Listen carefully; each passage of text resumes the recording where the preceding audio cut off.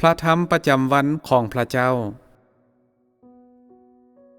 ในความเป็นจริงแล้วการที่มนุษย์ปฏิบัติหน้าที่ของเขาคือการบรรลุผลสำเร็จในทุกสิ่งที่มีอยู่ภายในมนุษย์นั่นก็คือสิ่งที่เป็นไปได้สำหรับมนุษย์หลังจากนั้นหน้าที่ของเขาก็จะสำเร็จข้อบกพร่องของมนุษย์ในส่วนการรับใช้ของเขาก็ค่อยๆลดลงโดยผ่านประสบการณ์อย่างต่อเนื่องและผ่านขบวนการของการพิพากษาของพวกเขาสิ่งเหล่านั้นจะบ่ขัดขวางหรือส่งผลกระทบต่อหน้าที่ของมนุษย์ผู้ที่ยุดในการรับใช้หรือยอมแพ้และท้อถอยย้อนยันกลัวข้อบกพร่องที่อาจจะเกิดขึ้นในการรับใช้ของพวกเขาคือคนที่ขี้ย้านที่สุด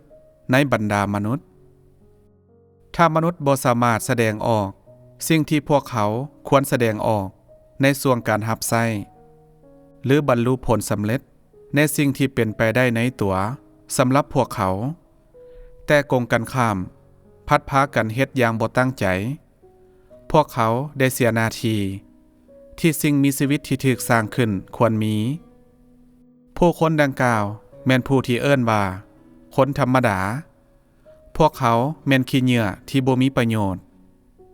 ผู้คนดังกล่าวนี้จะถูกเอิ้นอย่างถูกต้องว่าสิ่งมีชีวิตที่ถูกสร้างขึ้นได้แนวใดพวกเขาบ่แม่นสิ่งมีชีวิตที่เสื่อมทรามที่เปล่งแสงทางภายนอกแต่ทางในเน่าเหม็นบ่ถ้ามนุษย์เอิ้นตนเองว่าพระเจ้าแต่บ่สามารถแสดงออกถึงความเป็นพระเจ้าได้บ่สามารถปฏิบัติภารกิจของพระเจ้าหรือเป็นตัวแทนพระเจ้าได้คนนั้นบ่แม่นพระเจ้าอย่างบ่ต้องสงสัยเลยเพราะว่าเขาบ่มีธาตุแท้ของพระเจ้าและสิ่งที่พระเจ้าสามารถบรรลุผลได้โดยธรรมชาติแม่นบ่มีอยู่ภายในตัวเขาถ้ามนุษย์สูญเสียสิ่งที่ตนเองสามารถได้รับโดยธรรมชาติก็จะบ่สามารถถือว่าเขาเป็นมนุษย์และเขาบ่มีคุณค่าที่จะยืนอยู่เป็นสิ่งมีชีวิตที่ถูกสร้างขึ้นหรือมาอยู่ต่อหน้าพระเจ้าหรือถูกเบิ่งแยงและรับใช้พระองค์ยิ่งไปกว่านั้นเขาบ่มีค่าพอที่จะได้รับความกรุณาจากพระเจ้า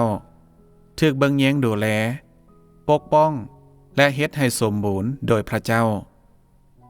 หลายคนที่ได้สูญเสียความไว้วางใจจากพระเจ้าสุดท้ายก็จะสูญเสียความกรุณาจากพระเจ้า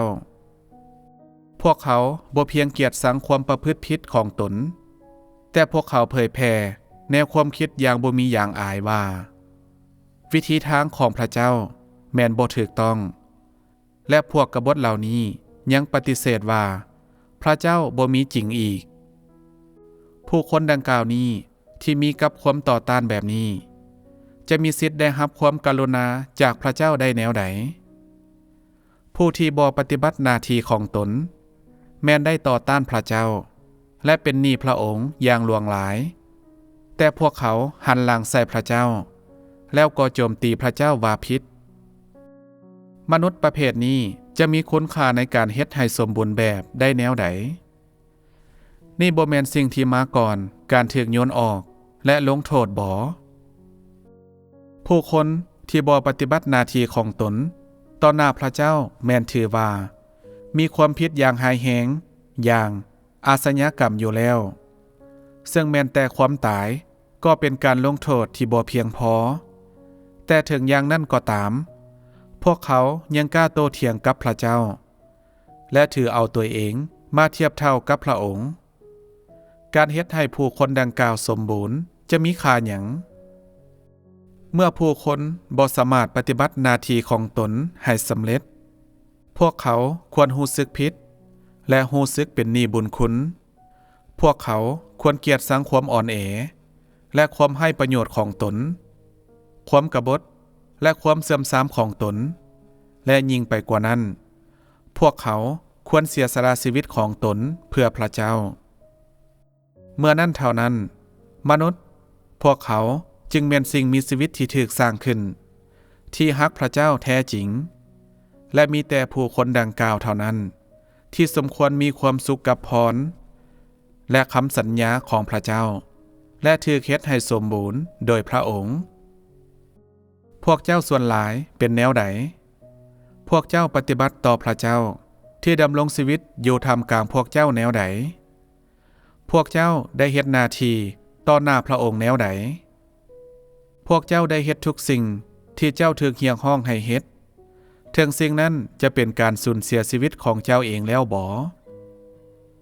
พวกเจ้าได้เสียสละหยังแด่พวกเจ้าบ่ได้รับหยังหลายจากเฮาบ่พวกเจ้าสามารถจำแนกบ่พวกเจ้าจงฮักภักดีต่อเฮาหลายเพียงใดพวกเจ้ารับใช้เฮาแบบใดมีหยังแด่ที่เฮาได้ประทานให้พวกเจ้าและเฮ็ดเพื่อพวกเจ้าพวกเจ้าได้รับพิจารณาเอาสิ่งนี้ทั้งหมดแล้วบ่พวกเจ้าได้ตัดสินและเปรียบเทียบสิ่งนี้ใส่กับสามัญสำนึกอันเล็กน้อยที่พวกเจ้ามีอยู่ในตัวพวกเจ้าแล้วบ่คำเว้าและการกระทำของพวกเจ้าจะมีค่ากับไผเป็นไปได้บ่ว่าการเสียสละอันเล็กน้อยของพวกเจ้านั้นจะมีค่าพอกับทุกสิ่งที่เฮาได้ประทานให้พวกเจ้าเฮาบ่มีทางเลือกอื่นและเฮาได้อุทิศอย่างเต็มที่เพื่อพวกเจ้าแต่ถึงอย่างนั้นก็ตามพวกเจ้าก็ยังเสื่องเจตนาที่ชั่วร้ายและสองจิตสองใจต่อเฮานี่คือขอบเขตหน้าที่และเวียกงานเดียวของพวกเจ้าบ่แม่นบ่พวกเจ้าบ่ฮู้บ่ว่าพวกเจ้าบ่สามารถปฏิบัติหน้าที่ของสิ่งมีชีวิตที่ถูกสร้างขึ้นจะสามารถถือว่าพวกเจ้าแม่นสิ่งมีชีวิตที่ถูกสร้างขึ้นได้แนวใดสิ่งที่พวกเจ้าแสดงออกและดำรงอยู่นั้นบ่ชัดเจนสำหรับพวกเจ้าบ่พวกเจ้าล้มเหลวในการปฏิบัติต่อหน้าที่ของตนแต่พวกเจ้าแสวงหาที่จะได้รับความอดทนและความกรุณาจากพระเจ้าบ่ได้มีการเกี่ยมความกรุณาดังกล่าวไว้สำหรับคนที่บ่มีคุณค่าและคนต่ำทรามคือพวกเจ้าแต่เกี่ยมไว้สำหรับคนที่บ่ขอหยังและเต็มใจยอมเสียสละคนคือพวกเจ้าที่ธรรมดาแม่นบ่สมควรได้รับความกรุณาจากสวรรค์แม้แต่น้อยเดียวมีแต่ความยากลำบากและการลงโทษที่บ่มีวันสิ้นสุดจะตามพวกเจ้าไปทุกมื้อถ้าพวกเจ้าบ่สามารถซื่อสัตย์ต่อเฮาชะตากรรมของพวกเจ้าเอง